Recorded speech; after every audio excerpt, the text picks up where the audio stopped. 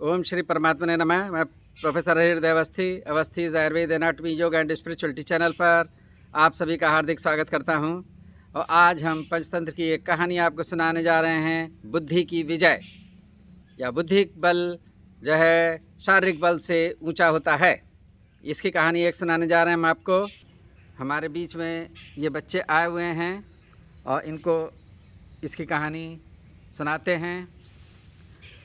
तो कहानी ये है बच्चों कि एक जो है जंगल था और उसमें एक गजराज था। गजराज माने हाथी होता है, बहुत बड़ा हाथी था जो हाथियों के झुंड का राजा था और बहुत सारे हाथी थे। तो वो सब एक साथ रहते थे और वो गजराज को अपने सारे हाथी बहुत प्रिय थे और उनकी वो सुरक्षा करता था और उनकी सहायता करता था। तो इस प्रकार से उनका सब कुछ ठीक ठाक चल रहा था।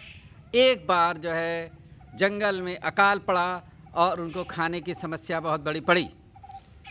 और हाथी तो बहुत ज़्यादा खाना खाते हैं, तो इस तरीके से अब जो है हाथी मरने की नौबत पर आने लगे कि मतलब हाथियों की मौत के नज़दीक आने लगे। तो गजराज ने अपने साथियों से कहा कि तुम लोग अलग अलग दिशाओं में जाओ और देखो कहाँ पर पानी है और कहाँ पर भोजन है और जहाँ पे पेड़ पौधे और ऐसा भी चीज़ें हों और पानी हो, तो वो क्षेत्र ढूंढ के लाओ और बताओ हमें, फिर हम सब उधर ही चलेंगे। तो ऐसा कहा तो उसके झुंड में जितने हाथी थे वो अलग अलग दिशाओं में चल दिए और एक हाथी जो है आगे बढ़ता हुआ गया और फिर वापस लौट के आया और उसने कहा कि मैं जिस दिशा में गया हूँ, हे गजराज, उधर जो है बहुत बड़ा तालाब है और जो है वहाँ बहुत सारे वृक्ष हैं और वहाँ भोजन हम लोग को प्रचुर मात्रा में मिलेगा और चलिए अब हम लोग उधर ही चलते हैं।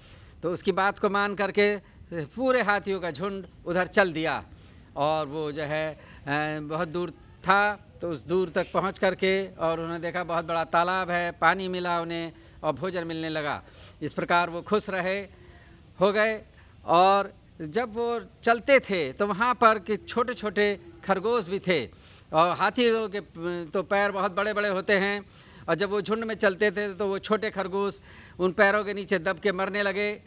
तो जो है खरगोशों को बड़ी चिंता हुई कि ऐसे तो ये हाथी हम सबको कुचल के मार देंगे, तो अब क्या किया जाए। तो उन्होंने एक जगह इकट्ठा हुए खरगोश लोग और उन्होंने कहा है कि कौन ऐसा सूरवीर है कौन ऐसा खरगोश है जो जा कर के हाथियों से बात करे या उनको कोई शिक्षा दे या उनसे मैत्री का संदेश भेजे कि कुछ करना चाहिए। तब एक छोटा सा खरगोश आगे आया और उसने कहा मैं जाऊंगा और मैं गजराज जो राजा हैं उनसे बात करूंगा और आप सबके प्राणों की रक्षा करूंगा। तो ऐसा उसने आश्वासन दिया।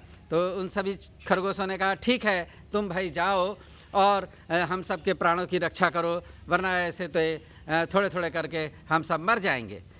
तो वो जो है खरगोश चल दिया और वो एक बहुत बड़े पहाड़ी टीले के ऊपर गया और वहाँ पे सबसे ऊपर चढ़ करके जो है उसने आवाज़ लगाई कि हे गजराज, मेरे को चंद्रमा ने भेजा है, मैं चंद्रमा का दूत हूँ और तुमसे मेरे को बात करनी है। तो गजराज जो है उसके पास पहुंचा और वो बहुत ऊंचे पे था और गजराज नीचे पर था। तो गजराज ने कहा तुम कौन हो और क्या बात करनी है। तो उसने कहा मैं जो है चंद्रमा का दूत हूँ और चंद्रमा तुमसे बहुत ज़्यादा नाराज़ हैं और जो है वो तुमको सज़ा देंगे और तुम मारे जा सकते हो और तुम जो है बहुत ही तुमसे वो नाराज़ हैं। तो गजराज ने कहा कि वो मेरे से क्यों नाराज़ हैं और जो है मुझको चंद्रमा से मिलाओ, मैं उनसे बात करूंगा कि वो, और ये जानना चाहूँगा कि वो जो है मेरे से क्यों नाराज़ हैं। तो खरगोश ने कहा अच्छा ठीक है, वैसे तो वो तुमसे नहीं मिलना चाहते क्योंकि वो तुमसे बहुत नाराज़ हैं, लेकिन तुम कह रहे हो तो मैं तुम्हें चंद्रमा से मिलवाऊँगा। तो वो उस टीले से उतरा और कहने लगा आओ मेरे साथ। और वो जो है पूर्णमासी का दिन था, मतलब चाँद पूरे निकलता है, पूर्णमासी का दिन वो होता है जिसमें चाँद पूरा होता है।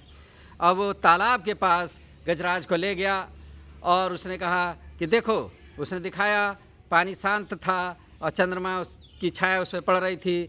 तो गजराज से बोला कि देखो ये चंद्रमा हमारे देवता हैं और इन्हीं ने मेरे को तुम्हारे पास भेजा है और ये हैं चंद्रमा। तो वो चंद्रमा से मिलने के लिए गजराज तालाब में उतर गया और जो है अपनी सूंड से भी पानी फेंकने लगा, जल चढ़ाने लगा। तो जब उसने जो है चला और जल को फेंका तो उससे जो है हलचल मच गई और चंद्रमा दिखना बंद हो गया, क्योंकि जब लहरें उत्पन्न हुई तो उसने कहा, हे दूत, चंद्रमा तो अब यहाँ नहीं दिख रहे और कहाँ गए?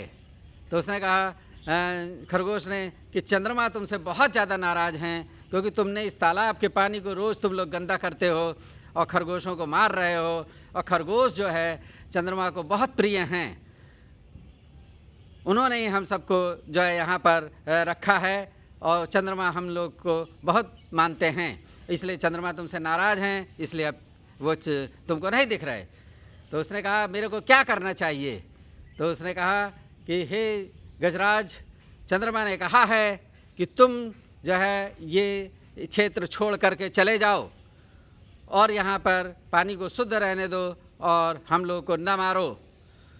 तो गजराज डर गया और कहने लगा, नहीं तो वो जो है चंद्रमा नाराज़ होकर तुम्हारे सारे के सारे जो झुंड है उसको समाप्त कर देंगे।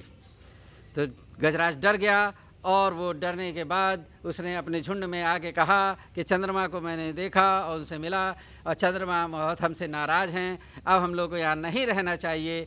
और वो वहाँ से उस क्षेत्र को छोड़ के चला गया। इस प्रकार जो है खरगोशों की जान बची।